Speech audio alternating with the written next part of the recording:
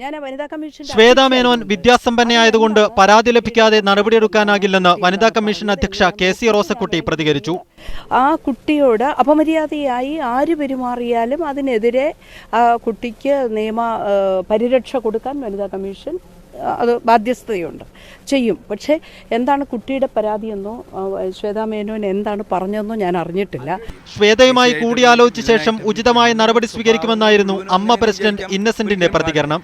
തീർച്ചയായിട്ടും ഇത് ഇവിടെ വനിതാ കമ്മീഷനുണ്ട്, ആളുകളുണ്ട്, അവരുണ്ട്, ഞങ്ങൾക്കൊരു മുഖ്യമന്ത്രിയുണ്ട്. നമ്മൾ എന്തായാലും അവരെടുക്കെ ഞങ്ങളൊരു എക്സിക്യൂട്ടീവും കാര്യങ്ങളും സ്വേതയായിട്ട് കൂടിയതിന് ശേഷം നമ്മൾ അതിനുവേണ്ട കാര്യങ്ങൾ ചെയ്യും. അതേസമയം പരാതി ലഭിച്ചാൽ നടപടിയെടുക്കുമെന്ന് മുഖ്യമന്ത്രി ഉമ്മൻചാണ്ടിയും ആഭ്യന്തരമന്ത്രി തിരുവഞ്ചൂർ രാധാകൃഷ്ണനും പറഞ്ഞു. പരാതി ആദ്യം ഉണ്ടാവട്ടെ. ഇപ്പൊ ഇതുവരെ ഞാൻ ഈ നിൽക്കുന്ന സന്ദർഭത്തിൽ വരെ പരാതി എന്റെ ശ്രദ്ധയിലായിട്ട് വന്നിട്ടില്ല.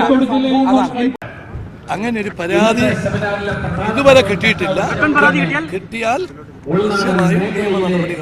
തെറ്റ് ചെയ്തിട്ട് K കരുണാകരന്റെ അനുയായിയാണെന്ന് പറയുന്നതിൽ ബുദ്ധിമുട്ടുണ്ടെന്ന് K മുരളീധരൻ അഭിപ്രായപ്പെട്ടപ്പോൾ അന്വേഷണം നടത്തി നിജസ്ഥിതി പുറത്തു കൊണ്ടുവരണമെന്നും തെറ്റു ചെയ്താൽ എത്ര ഉന്നതരായാലും രക്ഷപ്പെടരുതെന്നും പത്മജ വേണുഗോപാൽ പ്രതികരിച്ചു. എത്ര ഉന്നതരായാലും നടപടിയെടുക്കണമെന്ന് അന്വേഷണ പ്രസിഡന്റ് K അജിതയും പ്രതികരിച്ചു. അതിനിടെ കൊല്ലത്ത് പീതാംബരക്കുറുപ്പിന്റെ ഓഫീസിലേക്ക് ഇടതു യുവജന സംഘടനകൾ മാർച്ച് നടത്തി. വിവിധ ബ്യൂറോകൾക്കൊപ്പം ന്യൂസ് ഡെസ്ക്.